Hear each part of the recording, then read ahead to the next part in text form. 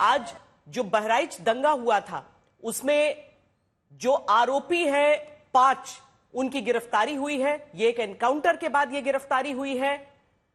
2 आरोपियों को इनमें से पैर में गोली लगी है। 13 अक्टूबर को बहराइच के महाराजगंज इलाके में प्रतिमा विसर्जन यात्रा पर पथराव हुआ, विवाद बढ़ा और रामगोपाल मिश्र नाम के एक युवक की गोली मारकर हत्या कर दी गई। हत्या के बाद 2 दिन तक हिंसा आगजनी होती रही। मांग यही थी कि आरोपियों को जल्द से जल्द पकड़ा जाए। 4 दिन बाद पुलिस ने सभी 5 नामजद आरोपियों को गिरफ्तार कर लिया है, लेकिन इनमें से 2 आरोपियों की नेपाल सीमा के पास एनकाउंटर के बाद गिरफ्तारी हुई है। पुलिस के अनुसार पहले फहीन और तालीम उर्फ सबलू नाम के आरोपी की निशानदेही पर हत्या में इस्तेमाल हुए हथियार की बरामदगी के लिए जब पुलिस टीम गई तो आरोपियों ने वहां रखे हथियारों से पुलिस पर फायरिंग कर दी। जवाबी फायरिंग में दोनों को गोली लगी। घायल आरोपियों को इलाज के लिए बहराइच लाया गया। पुलिस आगे की कार्रवाई कर रही है, लेकिन इस बीच आरोपियों की बहन और मुख्य आरोपी की बेटी रुखसार ने आरोप लगाया कि पुलिस ने 16 अक्टूबर को ही उसके पिता और भाइयों को पकड़ लिया था। रुखसार ने यूपी डीजीपी के नाम लिखे प्रार्थना पत्र में अपने पिता और भाइयों के एनकाउंटर में हत्या की आशंका जताई। हालांकि वो आशंका गलत साबित हुई और आरोपी जिंदा पकड़े जा चुके हैं, लेकिन इस बीच राजनीतिक बयानबाजी होने लगी है। कांग्रेस सांसद ने हिंसा में दुकान जलाने वालों से भी एनकाउंटर की मांग की है, तो अखिलेश यादव ने अल्पसंख्यकों पर ज्यादती का आरोप लगाया है। आम आदमी पार्टी ने सियासी कारणों से दंगे कराने का आरोप सरकार पर लगाया है। और ऐसे में सवाल है कि क्या बहराइच के गुनहगारों का हिसाब अभी बाकी है? क्या बहराइच की घटना पुलिस प्रशासन की नाकामी और लापरवाही थी? और क्या बहराइच जैसी हिंसा के नाम पर राजनीति करना ठीक है? ऐसे तमाम सवालों पर आज के दंगल में चर्चा करेंगे। पहले ये रिपोर्ट देखते हैं।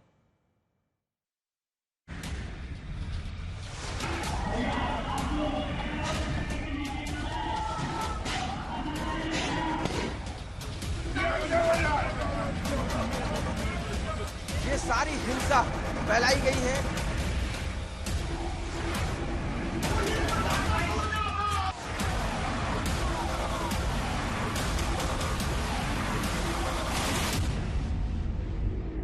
यूपी के बहराइच में 13 अक्टूबर को विसर्जन के दौरान हुई हिंसा में रामगोपाल मिश्रा की हत्या की गई। 2 दिन की हिंसा पर नियंत्रण करने और 4 दिन की तफ्तीश के बाद अब उत्तर प्रदेश पुलिस ने मामले के नामजद आरोपियों को पकड़ने में कामयाबी पा ली है।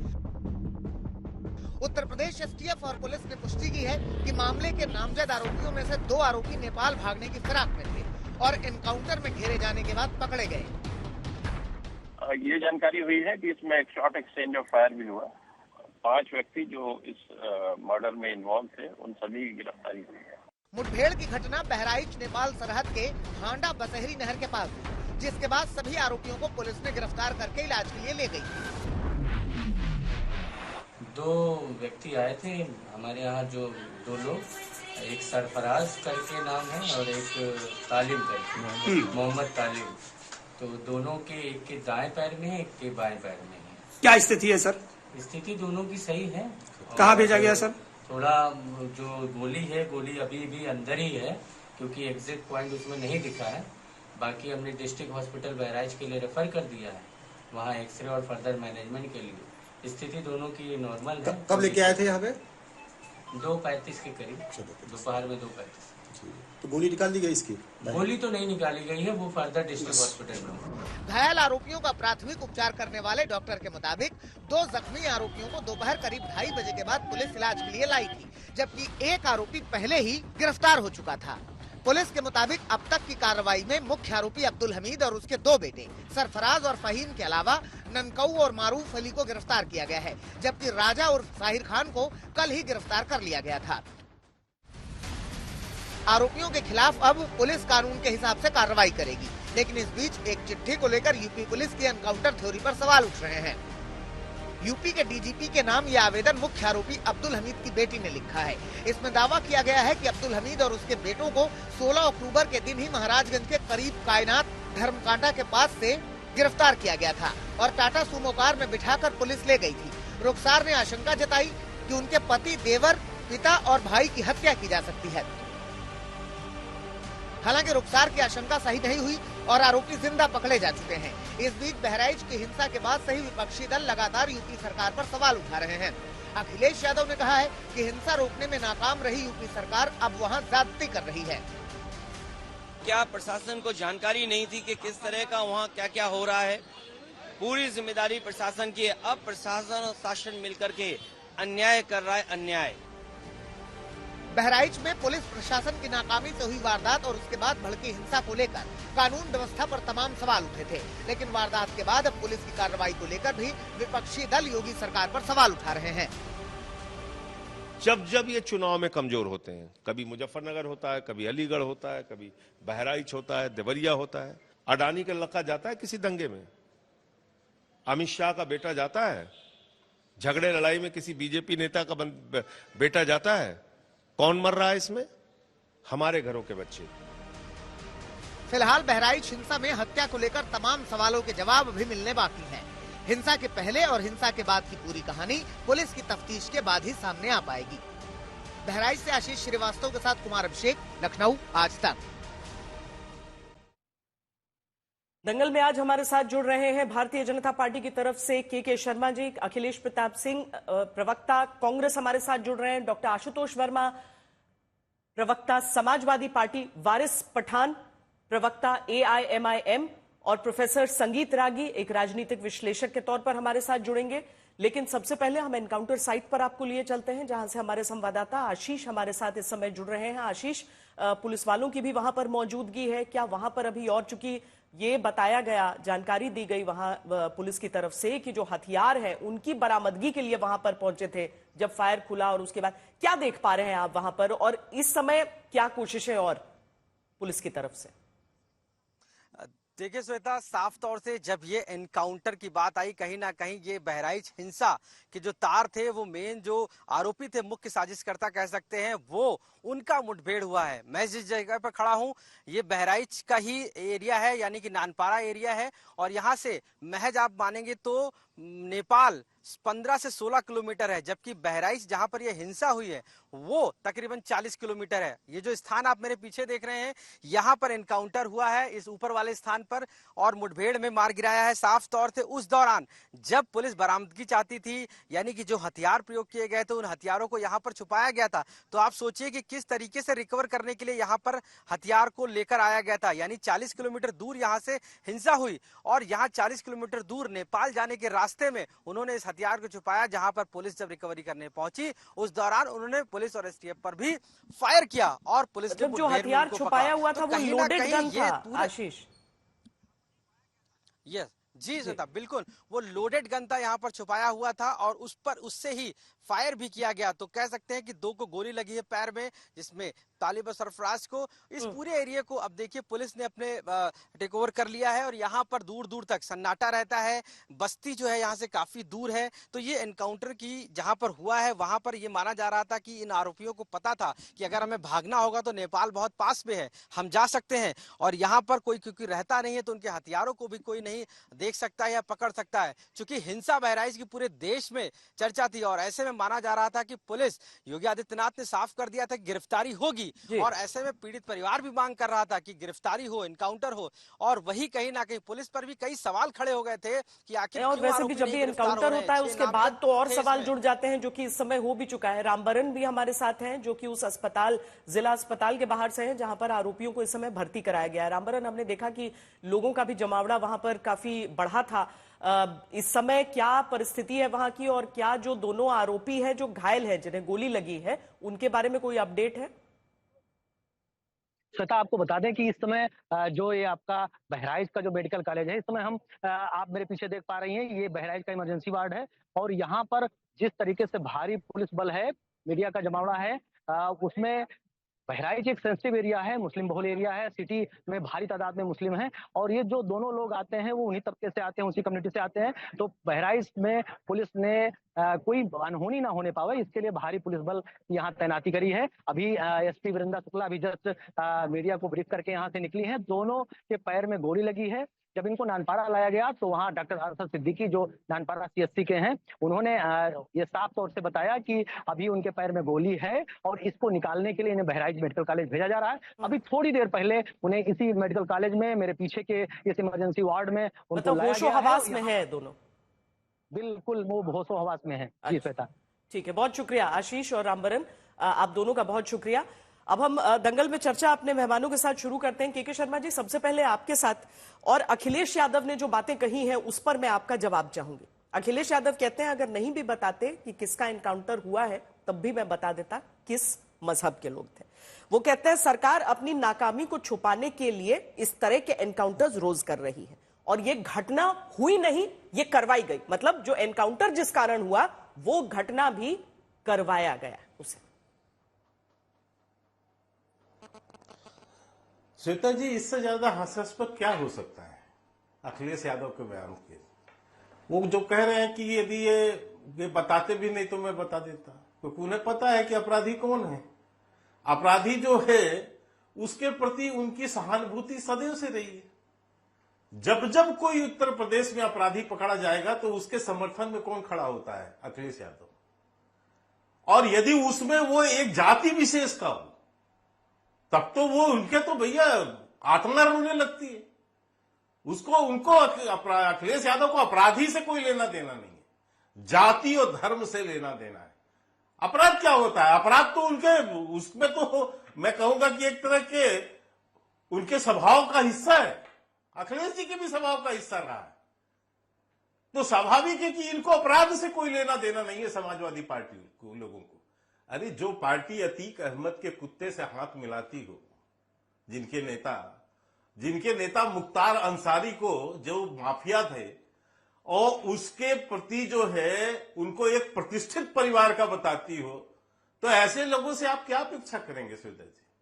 क्या वो किसी अपराधी को अपराधी मान सकते हैं? वो अपराधी को कभी नहीं मानेंगे। आप कह रहे हैं एनकाउंटर बिल्कुल वही है जो नजर आ रहा है, जाति विशेष का हो, पेच नहीं और है। या नहीं, मुझे तो इनकाउंटर पे मैं अभी 1.5-2 घंटे से आपका ही चैनल देख रहा था सीता जी, और अभी आपके रिपोर्टर को भी सुन रहा कि अपराधियों को पकड़ने के लिए गोली चलानी पड़ी जो पैरों पे लगी है और जख्मी है, किसी की मौत नहीं हुई है वहां पर। लेकिन इतने बड़े जो छाती पीट रहे हैं, मातम मना रहे हैं अखिलेश यादव और समाजवादी और कांग्रेस पार्टी के लोग, मैं उनसे पूछना चाहता हूं कि जब एक व्यक्ति को गोली मार दिया गया सरेआम, तब इनकी छाती थोड़ी ना फटी, क्योंकि वो दूसरी कास्ट का था, वो हिंदू था, ब्राह्मण था। मैं हिंदू ब्राह्मण नहीं करता। आशुतोष वर्मा जी, जवाब दीजिए। अखिलेश यादव ने जो पीड़ित था उसके लिए इतना दर्द नहीं दिखा जितना अब जो अपराधी कह के मैं समाप्त करता हूं। अब मैं इतना ही कह रहा हूं, अपराधी को खरोच भी आ जाए तो साहब बिल्कुल जो है अखिलेश यादव और समाजवादी और कांग्रेसियों की छाती फटने लगती है। अभी यदि कुछ घटना हो जाता तो मैं आपको ये बता रहा हूं कि उसके घर भी जाते अखिलेश यादव, मातम भी मनाते बैठ के वहां पर। ठीक है, आपने बात रख दी अपनी, क्योंकि वो अपराधी है ना, आशुतोष जी, वर्ग विशेष से आएगा जी। आशुतोष जी बताइए। और इसके अलावा मैं एक चीज और कहता हूं मात्र, कि उस घटना के उस दंगे को भी देखना चाहिए। जो इन्होंने एक झूठा आरोप लगाया वहां पर, उसमें उनको तो इससे कोई मतलब नहीं है कि किसी वर्ग विशेष ने एक धार्मिक आयोजन पर पथराव किया, फिर एक व्यक्ति को सरेआम गोली मार दिया, गोली वीडियो उसकी आ गई, वीडियो में अपराधी मारने वाले दिख रहे हैं, शर्मा जी, पहचाने जा रहे हैं। आपने बात रख दी अपनी जी, मैं भी नहीं कह रहा हूं जी, आपने अपनी बात रख दी है। लेकिन उसके संदर्भ में इनकी जो है बोलती नहीं, नहीं, वो तो इसमें कह रहे हैं ना कि आपने करवाया, वो हुआ नहीं, आपने करवाया, वो तो आरोप लगा रहे हैं। मैं उस पर लौटूंगी आपके पास, लेकिन आशुतोष जी बताए। नहीं, वो तो गोली मारने के लिए। के शर्मा जी, मैं लौटती हूँ आपके पास, पहले सब एक एक बार अपनी राय रख दें। गोली मारने के लिए भी अगर हो गया हो तो शांत होइए भाई। ठीक है, भाजपा के लोगों ने उन अपराधियों से गोली मरवाई, मतलब इसका भी प्रश्न पूछ लीजिए। ठीक है, डॉक्टर आशुतोष वर्मा बताएं। धन्यवाद श्वेता जी। देखिए, पिछले विगत 7.5 सालों में अगर उत्तर प्रदेश में किसी विभागों पे सबसे ज्यादा उंगली उठी है, वैसे तो सभी विभागों पे उठी है, चाहे शिक्षा है चाहे कुछ भी हो, लेकिन पुलिस महकमे पे जितनी ज्यादा उंगली उठी है, इसके लिए हमें भारतीय जनता पार्टी के पहले डीजीपी सुलखान सिंह का भी कुछ ही दिन पहले जो उनकी एक पोस्ट थी उसको ध्यान से पढ़ना चाहिए। कि ध्यान रखिए कि ये पॉलिटिशियन अपनी राजनीति के चक्कर में आपको आगे करते हैं और आपसे वो काम करवाते हैं जहां आप जेल के अंदर तक जाते हैं, आजीवन कारावास होती है, तब ये आपसे मिलने तक नहीं आएंगे, आपकी पैरवी नहीं करेंगे। और कितना अजब है, आप सीक्वेंस देखिए, जिस दिन ये घटना हुई क्या उत्तर प्रदेश प्रशासन को या उत्तर प्रदेश पुलिस को जरा भी वो इनको खबर नहीं थी कि इतना बड़ा प्रोसेशन जा रहा है वहां पे, और उन बस्तियों से जाएगा जहां पे दूसरे संप्रदाय के लोग हैं, वहां पे इस तरह का म्यूजिक चल रहा है, वहां पे इस तरीके की परेशानी हो रही है और इतनी बड़ी घटना और दंगे का रूप लेता है। उसके बाद देखिए, दंगा होता है, गोलियां चलती हैं, हत्या होती है और धारा 144 लगाई जाती है। धारा 144 लगे हुए अगले दिन फिर दंगा होता है, शोरूम जलाए जाते हैं, बस्तियां जलाई जाती हैं। उत्तर प्रदेश की पुलिस उस समय सोई हुई थी, लेकिन आज कितनी फास्ट तरीके से उन्होंने 2 लोगों को उठाया, गोली मार दी और कहा हमारे ऊपर जो सवाल उठा था उस पर हमने सवाल बंद कर दिया। आपको लगता नहीं है पूरी स्क्रिप्टेड है पूरी, और पूरे देश को पता है ये स्क्रिप्टेड है।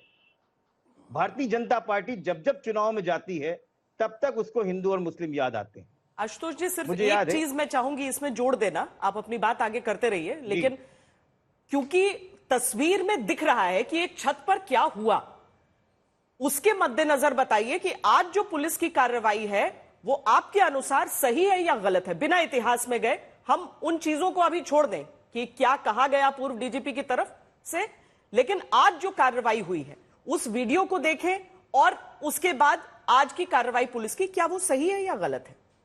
श्वेता जी, एक मां की कोख खाली हो गई, वो बेचारा गोपाल मिश्रा को हत्या हुई, गोली मारी गई और उत्तर प्रदेश प्रशासन अपनी पीठ ठोक रहा है। ये दंगा हुआ कैसे? ये दंगा कैसे हुआ भारतीय जनता पार्टी में? ये तो अपनी मूछें तानते थे कि हम एक भी दंगा नहीं करवाते हैं, और ये दंगा हुआ। और कैसे किसी की इतनी हिम्मत हो गई कि जाके किसी ने गोली मार दी, और उसके बाद डीजीपी जो है गोली लेके जब दंगा हो जाता है तो कहते हैं मारो मारो मारो। मुझे तो शर्म आती है कि भारतीय जनता पार्टी 2 समुदायों के बीच में आग लगा के उस पर रोटियां सेक रही है, और कहते हैं ना कि लगता है चुनाव इसलिए हमारे गांव में आज तनाव है। भारतीय जनता पार्टी ने हर समय ऐसे किया है, हिंदुओं को मुस्लिम के खिलाफ भड़काया है, मुस्लिमों को हिंदुओं के खिलाफ भड़काया है। और मुझे याद आता है बाबा साहब भीमराव अम्बेडकर ने 1945 में अपनी किताब में बहुत साफ साफ लिखा था, जब विभाजन हो रहा था, उनके कारणों का विश्लेषण किया था कि हिंदू मुस्लिम दंगे के 2 मुख्य कारण हैं। पहला है गो हत्या, दूसरा मस्जिदों के सामने ऐसे म्यूजिक को बजाना जो बर्दाश्त नहीं होता है उस धर्म के लिए, और दोनों ही भारतीय जनता पार्टी कर रही है। ये देश कभी भी इस तरीके के लिए बना नहीं है, और भारतीय जनता पार्टी के नाकारा पॉलिटिशियन उस पे हंसते हैं, उस पे अपनी रोटियां सिखाते हैं। शायद वो 47 के रेफरेंस पर हंस रहे हो, क्योंकि वो फिर वो बात हो जाएगी ना कि बीजेपी का जन्म कब। नहीं, ये फैक्ट है, ये पब्लिक डोमेन में है। के शर्मा जी, जल्दी से, क्योंकि पढ़िए जी, चूंकि आरोप है, छोटा सा मैं चाहूंगी जवाब दें तो अखिलेश जी के पास उसके बाद। ये समाजवाद नहीं, ये मुझे हंसी इसलिए आई, समाजवादी पार्टी के प्रवक्ता को बोलते समय शर्म भी नहीं आती अपने कर्मों पर। श्वेता जी, ये वो पार्टी है जो 2013 में, ये एक उसकी बात कर रहे हैं, मैं 2013 में कोर्ट के जज का एक जो है स्टेटमेंट सुनाता हूं आपको। जब इनकी पार्टी ने 7 जिलों में जो आतंकी घटना हुई थी, उसके 14 आतंकी जो मुस्लिम समुदाय से आते थे उनको छोड़ने की बात की थी, तो उस पर जज ने क्या कमेंट कहा था वो मैं सुनाता हूं आपको। तर्क टिप्पणी करते हुए RSR मौर्य की खंडपीठ ने याचिका की सुनवाई करते हुए तर्क टिप्पणी की और इनसे कहा कि संदिग्ध आतंकियों पर से मुकदमा हटाने की पहल कर क्या सरकार आतंकवाद को बढ़ावा नहीं दे रही है? आज आप आतंकियों को छोड़ देंगे, क्या कल उनको पद्म भूषण से भी नवाज देंगे? ये किसकी टिप्पणी? ये हाईकोर्ट की टिप्पणी। ठीक है, चलिए, हाईकोर्ट की टिप्पणी के जरिए आपने अपना जवाब दिया है। ठीक है, आतंकियों के लिए आपकी ये दृष्टि। अब दूसरी बात श्वेता जी, इतनी बात कही गई है तो मुझे कहने का अवसर दीजिए। नहीं, कहने का अवसर की बात है ना कि पहले एक बार सबका अवसर तो आ जाए, इसलिए बहुत संक्षेप में बोलिएगा जी। 7 साल के अवसर, 7 साल के शासन में इक्का दुक्का जो है एकाध कोई घटना इस तरह की हुई जिसमें एक ये दंगे का घटना हुआ है 7 साल में। इनके समय तो सैकड़ों दंगे हर वर्ष होते थे। ठीक है, हम तो उम्मीद करते हैं कि एक भी घटना न हो कभी भी, क्योंकि एक भी घटना निंदनीय है उसमें। अब वो भी एक लाइन का जवाब दे लेंगे। देखिए, अभी अखिलेश जी के पास भी जाना है जी। श्वेता जी, भारतीय जनता पार्टी के प्रवक्ता ने सुप्रीम कोर्ट का हवाला दिया है। उसी सुप्रीम कोर्ट ने एक मिनट, आपने बात रख दी अपनी। शर्मा जी, आपने अपनी बात सुप्रीम कोर्ट ने बहुत बोल रहे हैं मुजफ्फरनगर के दंगों में। शर्मा जी शांत होइए और सुनने का भी मादा रखिए। दंगों में सुनने का आपने मादा अपना रखिए। पॉइंट रख दिया है। देखिए, जो पॉइंट ना संक्षेप में रखा जाता है उसका असर ज्यादा होता है। आपने पॉइंट रख दिया है जी। श्वेता जी, उसी सुप्रीम कोर्ट ने, माननीय उच्चतम न्यायालय ने 2018 में बोला था, 2020 में माननीय माफ कीजिए बोला था कि उत्तर प्रदेश की सरकार फर्जी इनकाउंटरों में सबसे आगे है। और लगातार एनसीआरबी के आंकड़े ने दिखा दिया कि उत्तर प्रदेश पूरे देश में फर्जी इनकाउंटर्स हुए हैं। और देखिए, फटकार लगाई गई है आपकी सरकार को। आपकी हालात ये है कि आप राजनीति करने के लिए आप पड़े हुए हैं। आप किसी को भी मार सकते हैं, किसी की भी गो काफ सुनी कर सकते हैं अपनी राजनीतिक रोटियां सेकने के लिए, क्योंकि इस समय माननीय मुख्यमंत्री के ऊपर चलिए, उनकी अखिलेश प्रताप राजनीति सिंह जी फंसी हुई है। अखिलेश प्रताप जी, अपराधी नहीं बचेगा। ठीक है। अरे अपराधी आप, अपराधी तो तुम्हारे, अरे सारी धाराएं बाकी लोग भी बोल लें थोड़ा सा। मुख्यमंत्री के ऊपर खुद हैं, सारी धाराएं। के शर्मा जी और आशुतोष वर्मा जी, बाकी लोगों को भी अपनी बात कर लेने दीजिए जी। थोड़ी देर में दंगल को लिटरली मत ले लीजिए अभी, थोड़ी देर के लिए। हाँ, अखिलेश प्रताप जी, आज का इनकाउंटर सही गलत, क्या इंसाफ मिला उस परिवार को जिसने अपना बेटा खोया?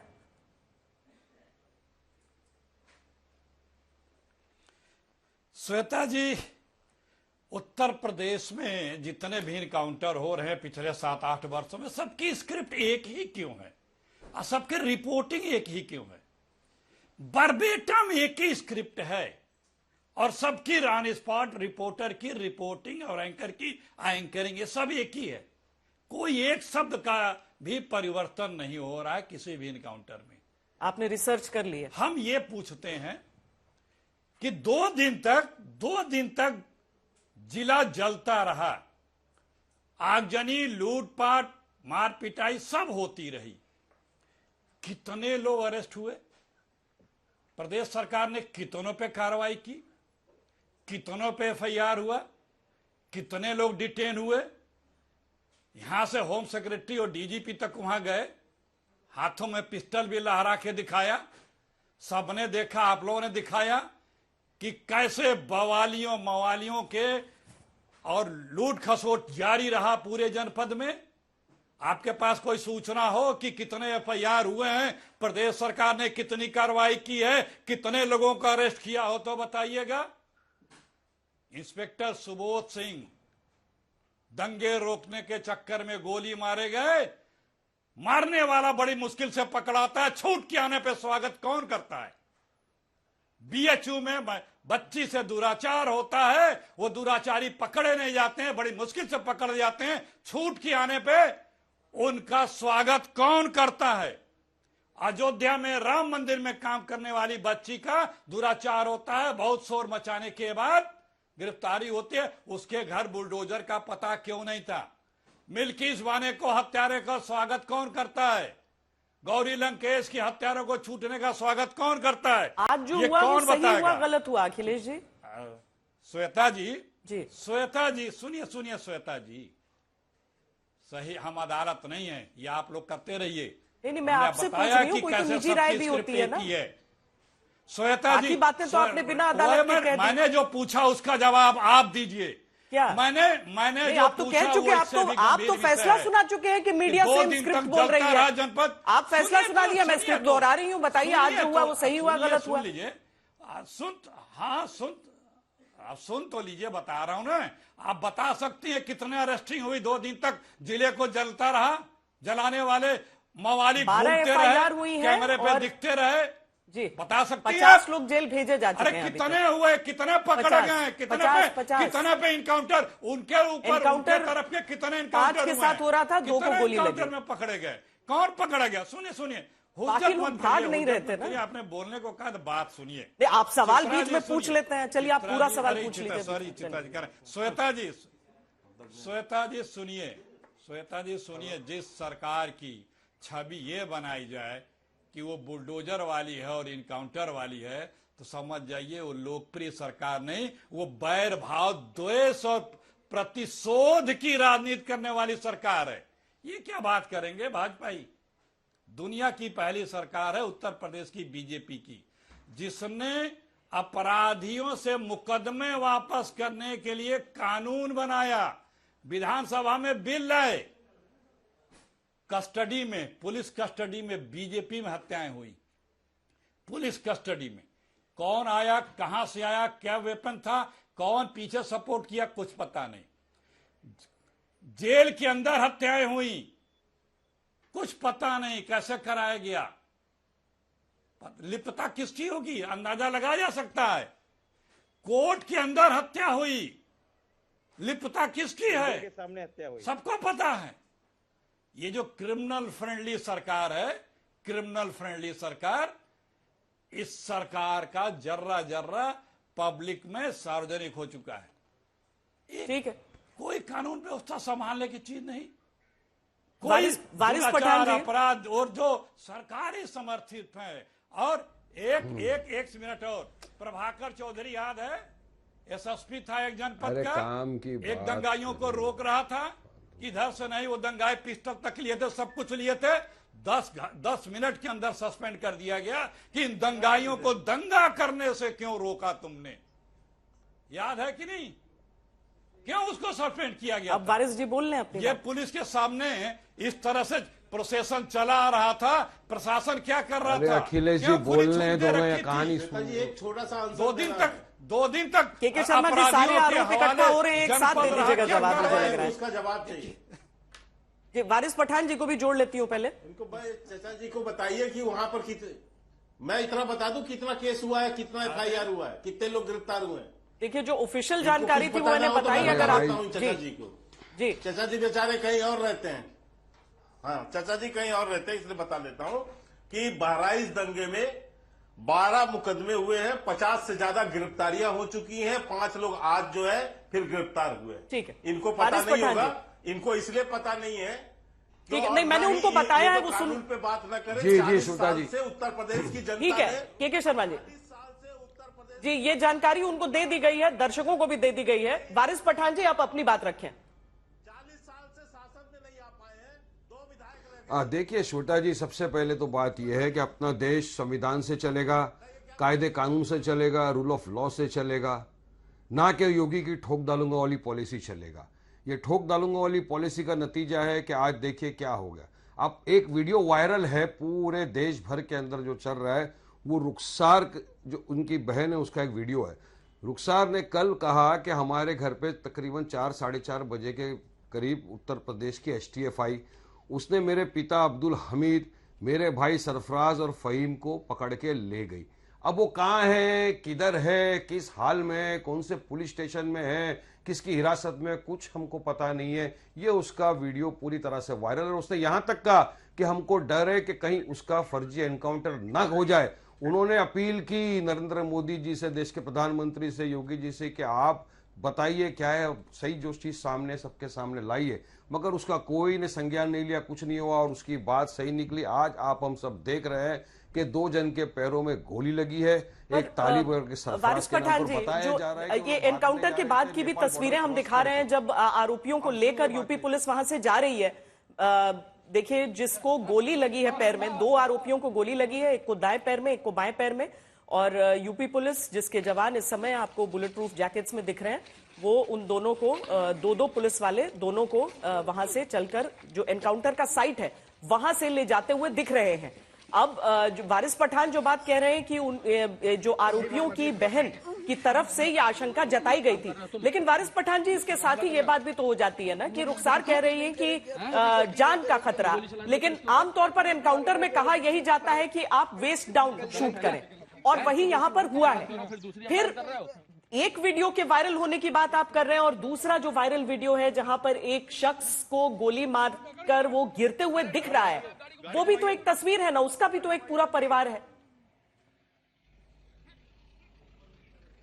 नहीं बिल्कुल नहीं, देखिए हम जिसका राम गोपाल मिश्रा की जिसकी हत्या हुई है उसकी कंडेम करते हैं, खंडन करते हैं। किसी को गोली मारने का अधिकार नहीं है, कायदा कानून हाथ में लेने का किसी का अधिकार नहीं है। पुलिस प्रशासन है, अगर किसी ने गलत किया उसको सजा मिलेगी, मगर उसका मतलब ये नहीं जो उत्तर प्रदेश के अंदर चल रहा है और खास तौर से मुसलमानों के साथ।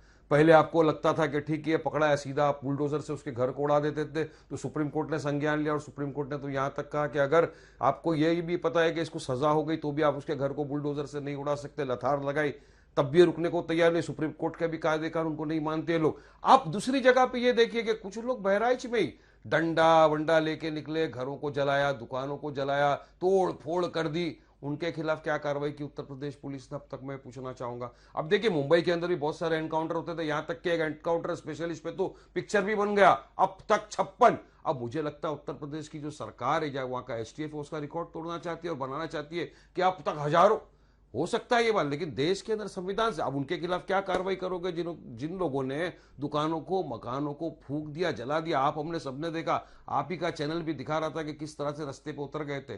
तो कानून जो उत्तर प्रदेश का है खाली क्या मुसलमानों के लिए लगेगा कि नॉन मुस्लिम के ऊपर भी लगेगा? कानून तो बराबर होना चाहिए। संविधान तो इक्वलिटी की बात करता है। अगर किसी ने गुनाह किया है, चाहे हिंदू, मुसलमान, सिख, ईसाई, कोई भी हो, अगर 50 लोगों को पकड़ा गया है तो यहाँ पर यह भी देखना होगा कि दंगाई जो भी है, चाहे पहले दिन का दंगा हो या दूसरे दिन जब आग लगाते हुए नजर आए हो, वहां पर कार्रवाई की बात अगर पुलिस की तरफ से की जा रही है, 12 FIR हैं तो उस हिसाब से कार्रवाई हो। संगीत रागी जी, क्या मजहब देखकर, क्या धर्म देखकर केवल मुठभेड़ की व्यवस्था है जो कि अखिलेश यादव आरोप लगा रहे हैं?